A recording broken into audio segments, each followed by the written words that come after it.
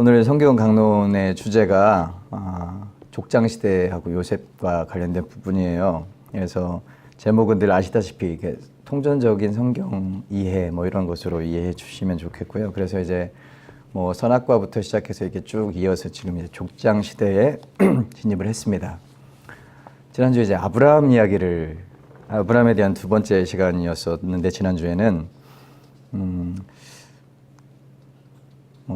시작하기 전에 지난주의 이야기를만 잠깐 좀 늘 이게 이렇게 프리비어스 스토리라고 해서 설명을 드리는 것이 아니라 통전적으로 이해하려고 하다 보니까 앞에 이야기를 조금 물고 가야 되는 부분들이 있을 것 같아서, 그래서 지난 시간에 이야기를 잠깐 정리를 해서 짧게 먼저 말씀을 드려보도록 할게요.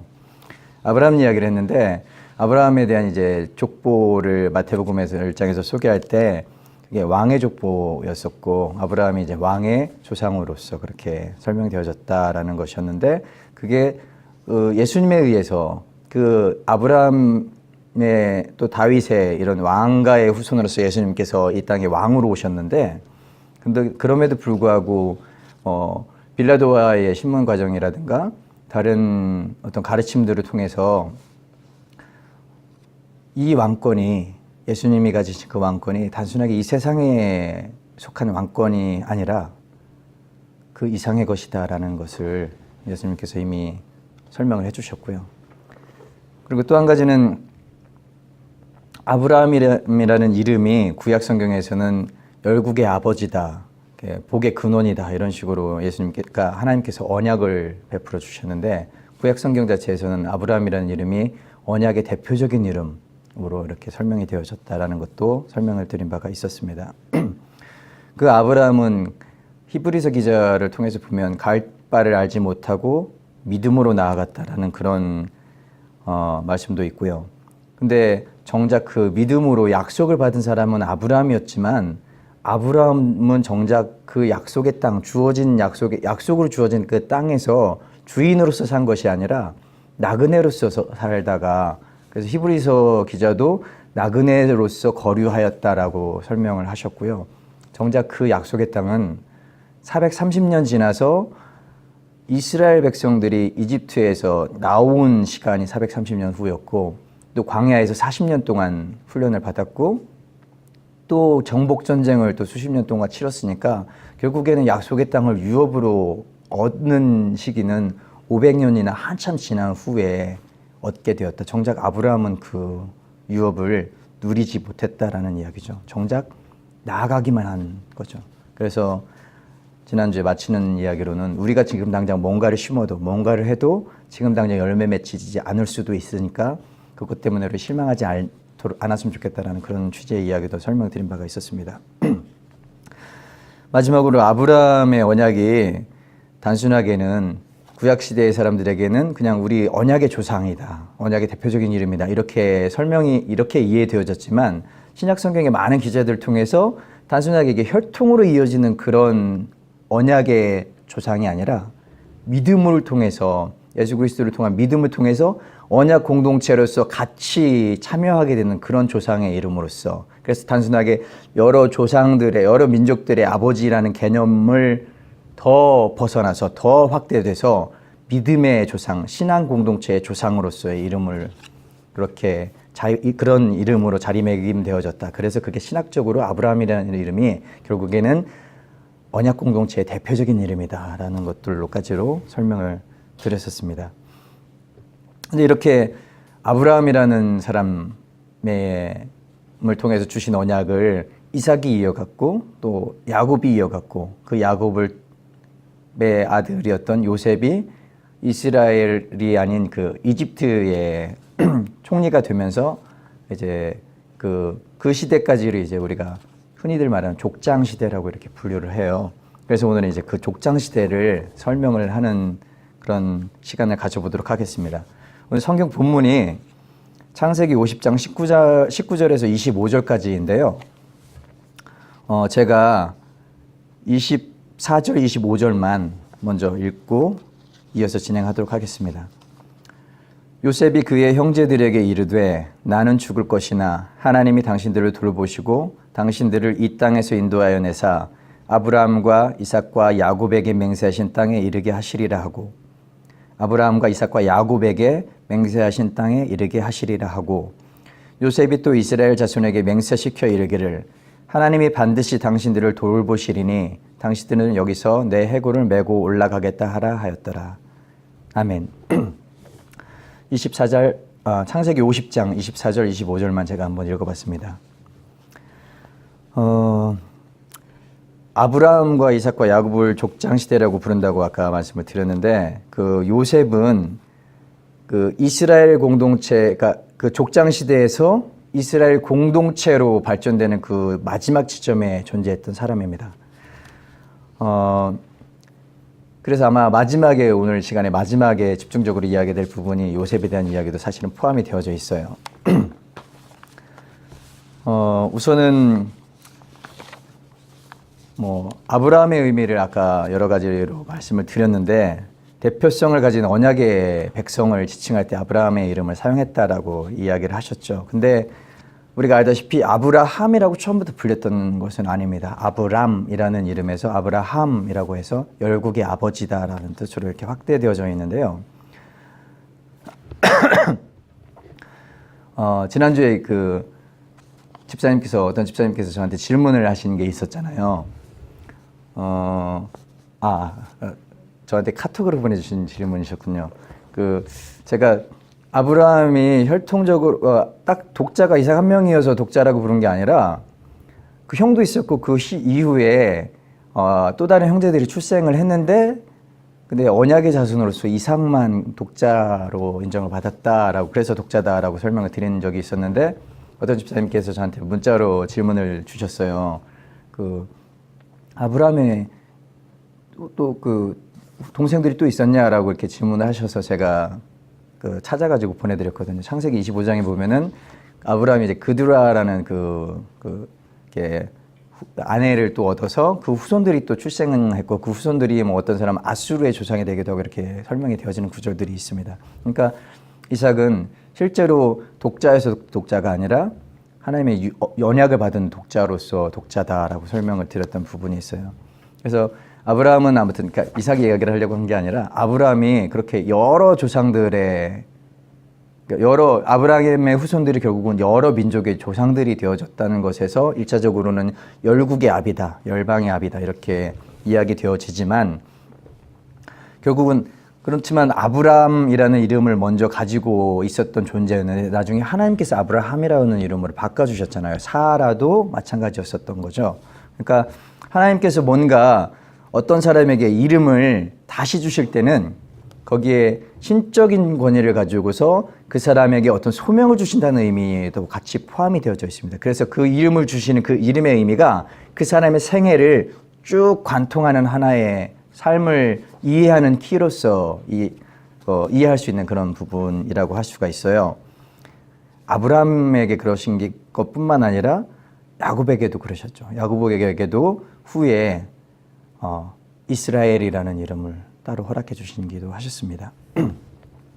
아무튼 아브라함의 자손이라는 말은 언약을 잇는 후손으로서 하나님의 백성이다라는 뜻이었고 구약 시대에 있어서는 개나 돼지 같은 이방인들로 혹은 세리나 창녀나 이런 사람들처럼 그런 어떤 죄인으로서 취급되어지는 그런 게 아니라 나는 하나님께서 특별히 불러주신 사람이야, 불러주신 존재야. 우리 민족은 하나님께 선별된 존재야, 선별된 백성이야라는 그런 흔히 말하는 선민의식의 대표적인 이름이 되어져 있었어요. 사실은 구약에서는. 그래서 사실은 신약 시대 처음에 마태복음에서 세례 요한이 세례를 베풀면서 했던 외침이 있었습니다. 아브라함의 조상이라고 하지 말라라고 이렇게 세례 요한이 외쳐요. 혜택을 받은 아브라함의 혈통적 후손이다라는 그런 의미가 아니라 그것이 아무것도 중요한 것이 아니라 하나님의 선민이라고 부름받은 사람이라면 그런 백성이라면 세례 요한의 표현은 그렇습니다. 옷을 2번 가진 사람은 한 벌 가진 사람에게 줘야 된다라고. 그걸 그렇지 않았기 때문에 그리고 또 관료들은 받는 급여로 족하게 생각하라라는 이런 말씀들도 있었어요. 그러니까 세례 요한의 가르침에서 반영되어져 있는 의식은 단순하게 나는 아브라함의 혈통적인 후손이야 라는 그 생각이 너를 구별해 주는 것이 아니라 그렇게 해서 선민으로 부름받은 사람이라면, 그렇게 해서 소명을 받은 사람이라면, 그러면 하나님께서 이렇게 하라고 하셨던 것을 해야 맞다라는 그런 선언이기도 하셨던 거죠. 아무튼 이런 선민의식이 이스라엘 전체를 지배하고 있는 의식이기도 한데, 근데 이게 사실 그 당시에만 있었던 것은 아니에요. 지금 그런 선별된 선민의식, 구별된 소명의식, 이런 잘못된 의식들이 지금도 존재합니다. 그게 흔히 말하는 사제의식주의라고 이야기하기도 하고, 어떤 잘못된 어떤 종교 기조를 구분하는 그런 의식으로. 그래서 요즘 많은 목사님들이 나는 하나님이 부르신 종이야 라는 이런 것으로 해서, 내가 잘못했어도 하나님께서 나는 하나님의 종이니까 나는 뭐 이렇게 좀 구별된 의식을 잘못된 의식으로 이렇게 확대 해석되어지는 것들도 있습니다. 그래서 그런 것들도 결국에는 다 구별되어져야 경계해야 되는 의식인 것은 분명합니다. 단순하게 그런 의식뿐만 아니라 내가 다른 사람들보다 나라고 생각하는, 나를 우월하게 다른 사람들보다 생각해서 우월하게 하는 그런 뭔가가 있다면 그건 역시도 잘못된 것임이 분명하게 우리가 경계를 해야 되는 의식인 것은 분명해 보여요. 왜냐하면 우리가 여러 차례 이야기했던 것처럼 세리와 바리새인의 기도가 있잖아요. 나는 저 사람보다 낫잖아요. 저는 저 사람보다 나게 해주셔서 감사합니다 라고 이야기하는 그런 의식이 얼마나 하나님 보시기에 악한 것인지를 우리가 이미 너무 분명하게 알고 있어서, 그런 잘못된 소명의식, 선별의식에 대해서 우리가 분명하게 경계하는 생각을 가져야 될 것 같습니다. 아브라함이 이렇게 언약을 대표하는 이름의 의미를 가진다면, 이삭이라는 존재는, 이삭이라는 이름이 가지는 의미는 웃음이라는 뜻이죠. 아마 하나님께서 이삭에게 웃음이라는 이름 그것처럼 평생 웃게 하시면서 살게 하셨던 것 같기도 합니다. 그래서 구약적인 배경에서 이삭에 대해서 그렇게 설명을 많이 드릴 수는 없을 것 같습니다. 이삭이라는 이름을 성경 전체를 찾아봤더니 한 160회 정도가 나옵니다. 160여 회 정도가 나오죠. 아브라함이라는 이름이 236회 나왔던 것에 비하면 많이 줄어든 빈도가 되겠죠. 이삭이 이 정도라고 한다면 야곱이라는 존재는 어떠했냐면, 야곱이라는 이름은 성경 전체에 아브라함과도 비교할 수 없을 정도로 굉장히 많이 나옵니다.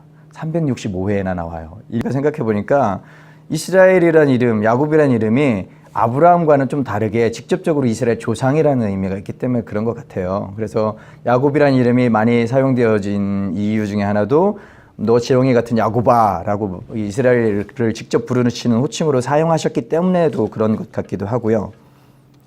그래서 이스라엘의 직접적인 조상으로서의 존재이기도 하고, 또 이스라엘 백성 자신을 스스로 지칭하는 의미인 것처럼 사용되어졌기 때문에 그렇게 많이 사용되어졌지 않았던 것이 아닐까, 그렇게 생각이 됩니다. 정작 야곱이 자기 자신을 어떻게 평가했는지를 한번 잘 살펴보니까, 야곱이 바로 앞에서, 이집트의 왕 파라오 앞에서 이렇게 고백을 하죠. 우리 모두 다 아는 것처럼 험악한 세월을 살았다라고 이렇게 이야기를, 나그네 같은 험악한 세월을 살았다. 내 나그네 길의 세월이 130년이다 라고 고백을 하면서, 뭐 자기 조상보다 오래 살진 못했지만 험악한 세월을 살았다, 이렇게 자기 스스로 자기 인생을 회상하는 그런 고백을 하기도 했습니다. 근데 이 야곱이라는 이름은 후에 아까 말씀드렸던 것처럼 이스라엘이라고 개명이 되어집니다. 하나님께서 신적인 존재에서 앞으로 네 이름을 이스라엘이라고 부르겠다라고 이렇게 정해 주시죠. 야복 강가에서 천사와 씨름한 후에 하나님께서 이렇게 정해 주십니다. 하나님과 겨루어서 이겼다라는 의미가 됩니다.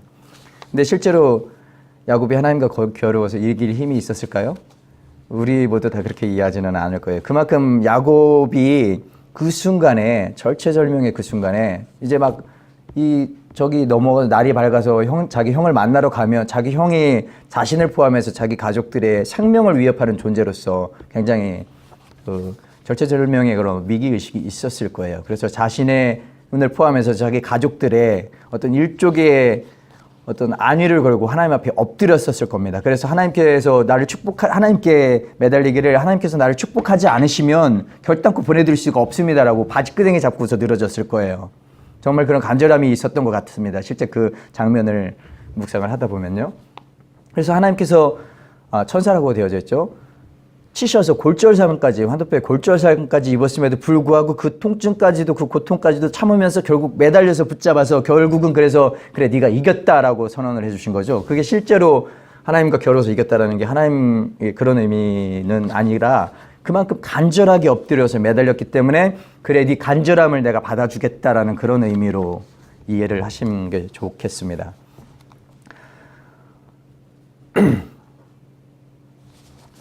근데 성경 기자의 창세기 기자가 야곱의 일생을 쭉 길게 기술을 해요. 자기 형에게 그 팥죽 한 그릇으로 사기치는 장면이 있죠. 우리는 사기라고 말하지만 이제 장자의 명분을 빼앗는 장면이 있습니다. 그리고 또 라반에게 도주해서 자기 외삼촌 라반으로부터 재산을 모으는 과정도 쭉 기술이 됩니다. 굉장히 긴 장면이 나와요. 그런데 정작 야복강가의 사건 이후에 성경 창세기 기자는 적어도 야곱이라는 이름을 다시는 사용하지 않습니다. 창세기 마지막까지 이스라엘이라는 이름으로 계속 불러요.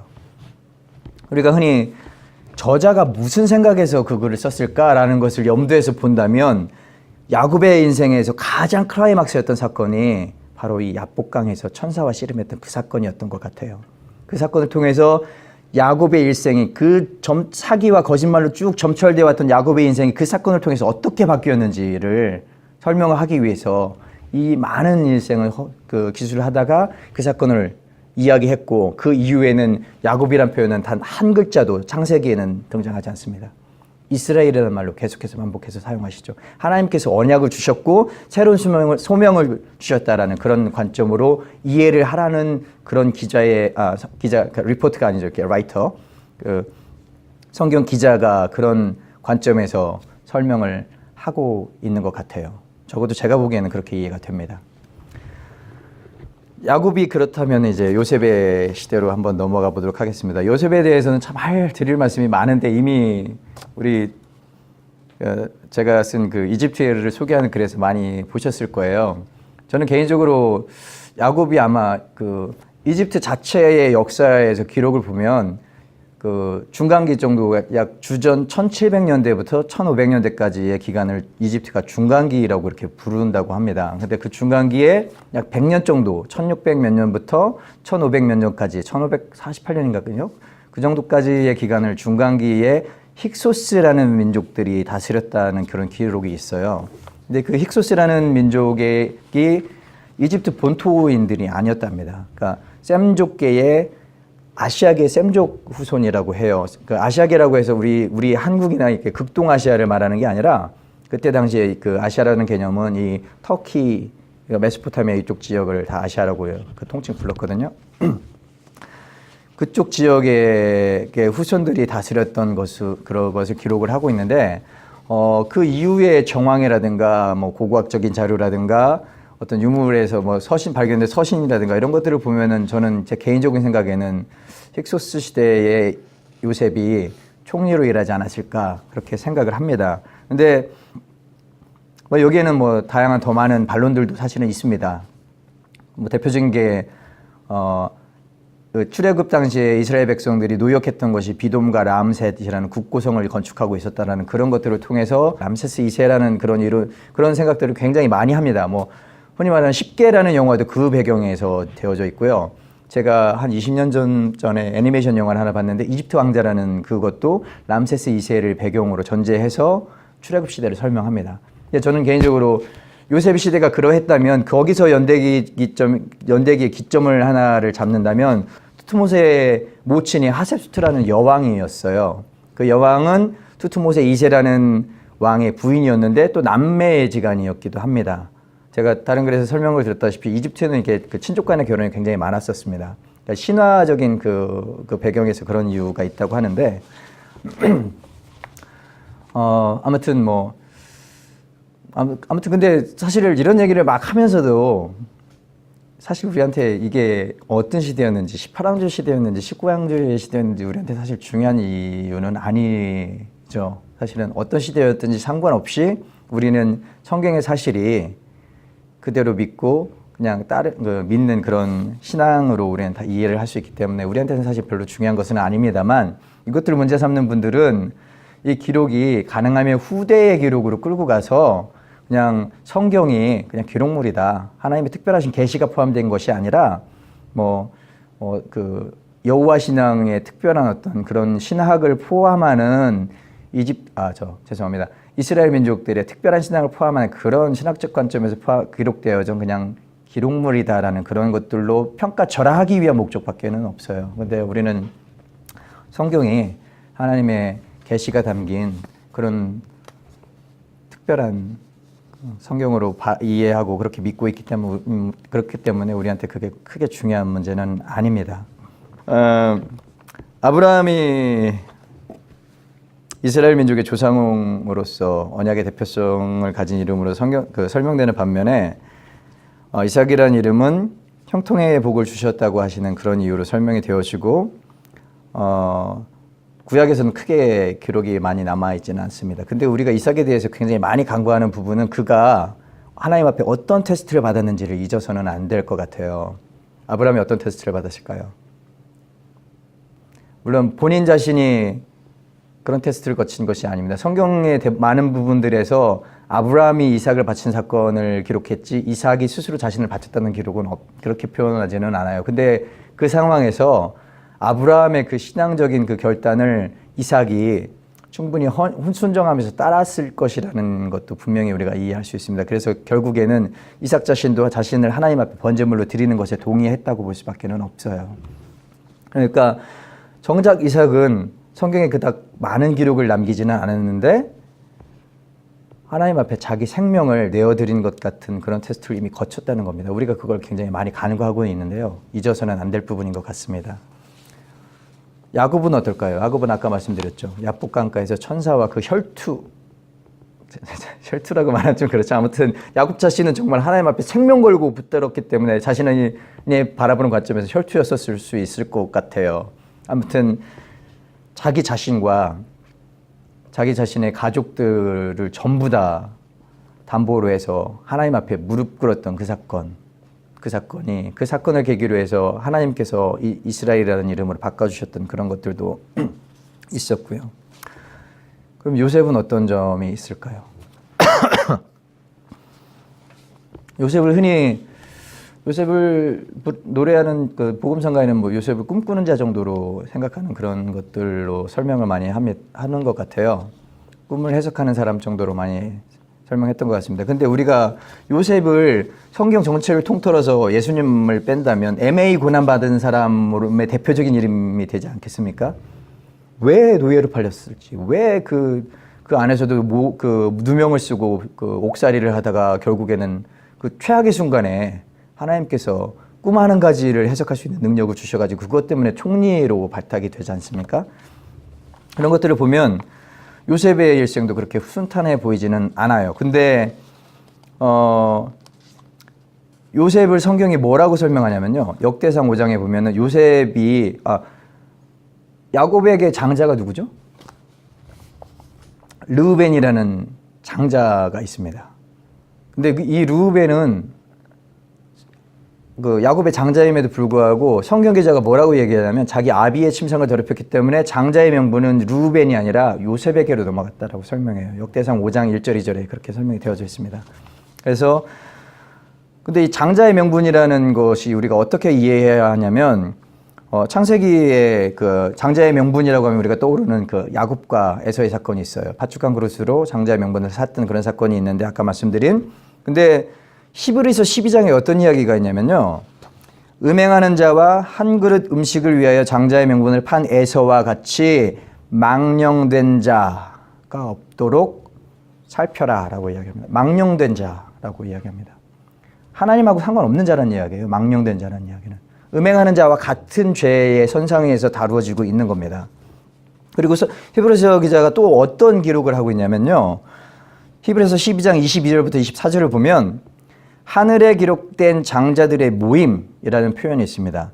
쭉 읽어보면 그러나 너희가 이른 곳은 시온산과 살아계신 하나님의 도성인 하늘의 예루살렘과 천만 천사와 하늘에 기록된 장자들의 모임과 교회와 만민의 심판자이신 하나님과 및 온전하게 의인들의 영들과 세언하게 중보이신 예수 그리스도 쭉 연결되면서 장자의 명문을 가진 천상에 존재하는 그런 그룹들을 소개합니다. 간단히 여길 수 있는 그런 부분은 아닌 것 같아요. 이런 점에서 살펴보면. 그리고 또 이삭이 그런 존재로 설명되어지고 있고 또 한 가지 우리 스데반 집사님이 순교하시기 직전에 돌에 맞아서 격살당하는 그 순교의 장면 이전에 최후의 번련을 하는 장면이 사도행전의 7장에 나오는데요. 스데반이 이렇게 이야기합니다. 부형들이여 들으소서라고 하면서 쭉 이야기를 하면서 우리 조상 아브라함과 하면서 이야기하면서 요셉의 사건을 같이 연결해요. 그리고 그 연결된 사건들이 예수 그리스도로 이어집니다. 종말론적으로 하나님께서 일하시는 계시의 사건들에서 요셉의 사건을 지칭하는 거예요. 요셉이 그냥 단순하게 성경에서 족장시대와 이스라엘 백성을 마무리하는 이 마지막 지점에 있는 그런 존재뿐만이 아니라 하나님의 종말론적인 계시의 역사적인 사건의 그 구속사의 한 사건으로 다룬다는 점입니다. 제가 너무 강하게 이야기하고 있는지 모르겠습니다만 그 밖에도 요셉을 성경에서 이야기하는 것들이 굉장히 많아요. 에스겔서, 아모스, 오바다, 스가랴 이런 곳에 보면 요셉을 이스라엘 자체로 의미해서 설명하기도 하고요. 아무튼 마지막에 하나님께서 요셉 족속을 다시 회복시키실 거다라는 그런 의미로 구약성경 마지막에 그렇게 쓰여져 있어요. 요셉이 언급된 부분이 마지막에 그렇게 스가랴서 10장 6절에 나와 있습니다. 그런 관점에서 요셉의 시대를 어떻게 분별을 해야 되는지 우리가 가만히 살펴본다면 족장시대에 아브라함을 하나님께서 부르시죠.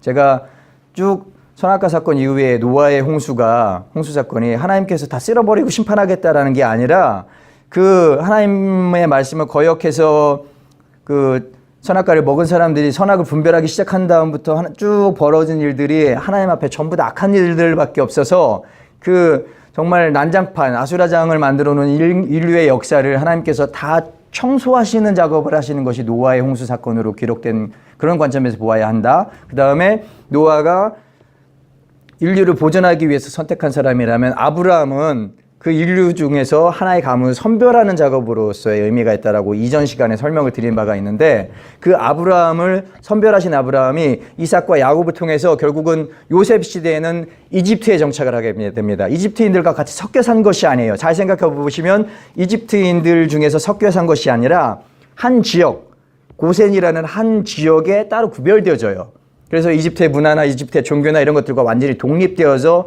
분리된 생활을 이스라엘 자체를 선별하시는 의미는 바로 거기에 있는 겁니다.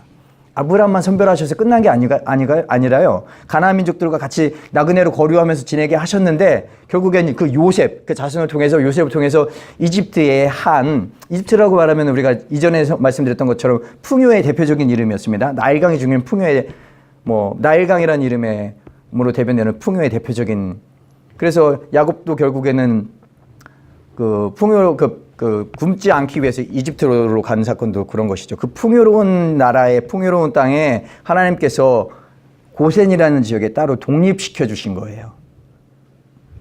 야곱을 선별하셔서 요셉의 시대에서는 따로 그 지역에서 번성하게 하신 겁니다. 요셉의 시대는 그런 의미가 있는 것 같아요. 제가 보기에는 그렇습니다. 제가 요셉의 시대를 너무 거창하게 이해했는지는 모르겠습니다만 아무튼 제가 보는 성경에 읽는 관점에서는 저는 그렇게 이해가 되어져요. 그 요셉의 시대의 고센 땅에서 분리되어진 그 생활을 하면서 히브리 민족 자체의 어떤 신앙도 유지할 수 있었을 것이고 언약도 회상할 수 있었을 것이고 그게 가능했었을 것 같아요. 아마 이집트인들과 같이 섞여서 살았었다면 구별된 언약의 민족이라는 그런 특수성을 가지기는 어려웠을 겁니다. 이제 강해를 결론을 말씀드리고 마치려고 합니다. 구약 족장 시대가 이스라엘 민족한테는 자기 조상들이 선별되어져 있다는 그런 정도의 의미만 있었던 것에 비해서 신약 성경의 기자들은 아브라함을 비롯한 족장 시대가 그냥 단순한 선별이 그 혈통적인 선별을 말하는 것이 아니라 예수 그리스도를 통한 믿음을 통한 언약의 공동체로서의 이런 그 과정으로서의 선별되는 그런 첫 시작으로 이해를 했었다는 의미를 설명을 드려야 할 것 같고요. 아브라함에서 시작된 언약은 아브라함 자체는 나그네의 삶을 살았었던 반면에 또 아브라함은 아브라함이 그 하나님의 언약을 받고 정작 자기 자신 누리지 못했던 그 언약을 나그네로서 살면서 그 언약에 충실했었던 순종했었던 삶을 살았던 반면에 이삭은 자기 자신을 아브라함이 이삭을 바치는 사건을 통해서 자기 자신을 하나님께 드리기로 그렇게 이미 그런 테스트를 거쳤다는 것도 설명을 드렸고요. 또 야곱은 야곱의 일생을 관통하는 그 표현 하나가 자기 스스로 이야기했던 것처럼 나그네처럼 험악한 삶으로 귀결되어지는데 그 야곱을 하나님께서 결국에는 절체절명의 순간에 다시금 이스라엘로 바꾸어 주시는 그런 사건들이 있었던 그런 연단을 받았죠. 요셉도 마찬가지로 우리가 재론할 필요 없이 요셉은 정말 많은 고난을 받은 사람의 대표적인 이름이기도 합니다. 근데 그런 고난들을 누구나 다 받았던 것 같아요. 특히 족장 시대의 사람들은 그렇기 때문에 믿음의 계보를 잇는 사람으로서의 이름을 남겼었던 것 같습니다.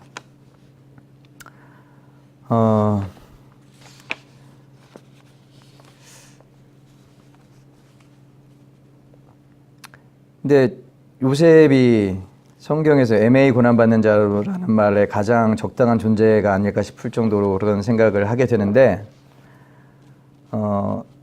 정작 이스라엘 백성도 애굽에서 탈출하기 전까지는 애굽에서 노예 생활을 해야 했었죠. 그리고 또 오늘 성경 본문에서 그 본문을 읽을 때 요셉도 아마 요셉 자신이 꿈을 해석하는 사람이었기 때문에 하나님께서 그런 특별한 달란트를 주셨기 때문에 자기가 하나님께서 계획하시는 그 구속사적인 그런 전체의 흐름에서 어떤 역할을 해야 되는지 어느 정도는 감을 가지고 있었지 않았을까. 그래서 그 오늘 성경 본문을 읽었던 것처럼 하나님께서 이스라엘 백성들을 부르실 때에 여기서 불러가실 때 그래서 약속의 땅으로 들어가게 하실 때에 내 유고를 가지고 가라고 유언을 남긴 것을 보면 분명히 요셉도 자기 자신이 어느 정도 위치에 있는지 하나님께서 어느 정도의 어떤 깨달음을 주셨지 않았을까 그렇게 생각이 되어져요. 이제 말씀을 마치겠습니다. 우리가 당장 우리 각자가 다들 자신의 삶을 살고 있어요. 저도 하나님께서 제 삶에 지금까지 인도를 해 주신 것에 대해서 제 스스로 제 자신의 신앙으로서 하나님께서 인도하셨다라고 고백하게 됩니다. 부정할 수가 없을 것 같아요. 하나님께서 인도하시지 않으셨으면 아마 짐작컨대 저는 지금 살아있지도 않았을 것 같고 또 누구보다 더 악한 존재로 정말 남들 앞에 누가 내가 과거에 어떻게 살았는지를 알면 정말 뜨거워서 부끄러워서 얼굴도 내밀지 못할 그런 존재였었습니다. 사실은. 근데 아무튼 하나님께서 저를 만나주셔서 지금까지 인생을 다시 새롭게 해주셨고 이제 남은 인생에 제가 어떻게 살아야 될지를 하나님께서 분명한 방향을 제시해 주신 것 같아요. 근데 그래서 하나님께서 나를 인도하셨어 라고 고백하지만 그럼에도 불구하고 그 순간순간에 우리 인생의 삶을 지나는 그 여정을 살 때에 하나님께서 어떤 테스트를 다시 주시면 어떤 연단을 다시 주시면 정말 그 순간에는 이게 어떤 의미가 있는지 하나님께서 하나님 저는 이미 하나님 앞에 헌신하기로 했는데 왜 이렇게 또 이런 것을 주세요 라고 하면서 또 이렇게 불평 비슷한 것을 할 수도 있습니다. 근데 아까도 말씀드렸던 것처럼 지금 당장은 모르겠지만 나중에 한참 지나서 다시 지금 이 현재 상황을 돌이켜 회상해서 보면 그래서 하나님께서 이렇게 하셨구나라고 또 고백하는 순간이 또 오게 될 것 같습니다. 결국에는 우리를 찾아오신 예수님이 어떤 분이신지 고백하는 그 고백이 우리 신앙의 색깔을 좌우할 수도 있을 것 같아요. 저는 제가 제 인생을 통해서 어떤 예수님을 만났는지 제 고백에 예수님께서 어떤 분이신지 알고 있기 때문에 그래서 예수님께서 저를 어떻게 사용하시기를 원하시는지 저는 알 수 있을 것 같아요. 뭐 지금 당장에는 뭐 앞에서 뭐 하나 들고 이렇게 서 있는 일을 많이 하지만 사실은 제가 정말 제가 보람을 느끼고 제가 정말 행복하게 생각하는 일은 따로 있어요. 뭐 전에도 말씀드린 것 같긴 합니다만 따로 있습니다. 저는 그걸 하기 위해서 그 일들을 하고 있다고도 말씀을 드렸었죠. 아무튼 우리 모두가 하나님의 계획 안에 있습니다. 지금 당장은 하나님께서 우리를 어디로 보내실지, 우리에게 어떤 일을 시키실지, 우리를 그래서 지금 어떤 상황에 두신 건지를 정말 모를 것 같은, 그래서 정말 뭐 성경 기자가 말하는 것처럼 지금은 앞에 뿌에서 아무것도 보이지 잘 모르는 것 같이 되어질지 모르겠지만 언젠가 어느 시점에서 하나님께서 우리에게 분명하게 그때 하나님께서 인도하신 거구나, 그렇게 고백할 수 있는 시점을 맞이하게 될 것 같습니다. 신앙의 조상들이 아브라함을 비롯한 족장 시대의 이 족장들의 삶의 흔적들도 그러했었고, 그리고 그들 각자는 자기에게 주어진 그 연단의 과정을 충실히 하나님의 은혜를 통해서 충분하게 연단되어졌고, 하나님께서 또 그에 맞는 사명을 주셨기 때문에 충분히 감당할 수 있었을 것 같습니다. 뭐 아브라함도, 이삭도, 야곱도, 요셉까지도 아브라함의 하나님, 이삭의 하나님, 야곱의 하나님이 우리 하나님인 것을 우리 다 고백해요.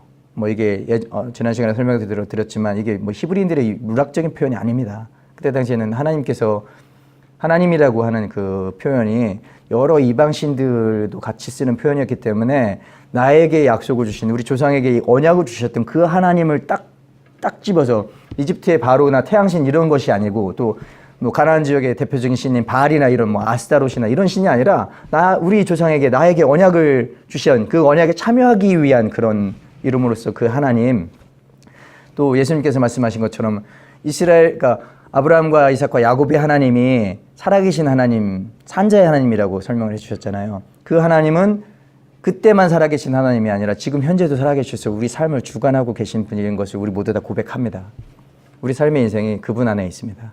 지금 우리가 어떤 상황에 있을지라도 결국에 나중에 가서는 하나님께서 하셨습니다라고, 저기 서초센터에 있는 어떤 분이 고백하는 그런 거 말고요.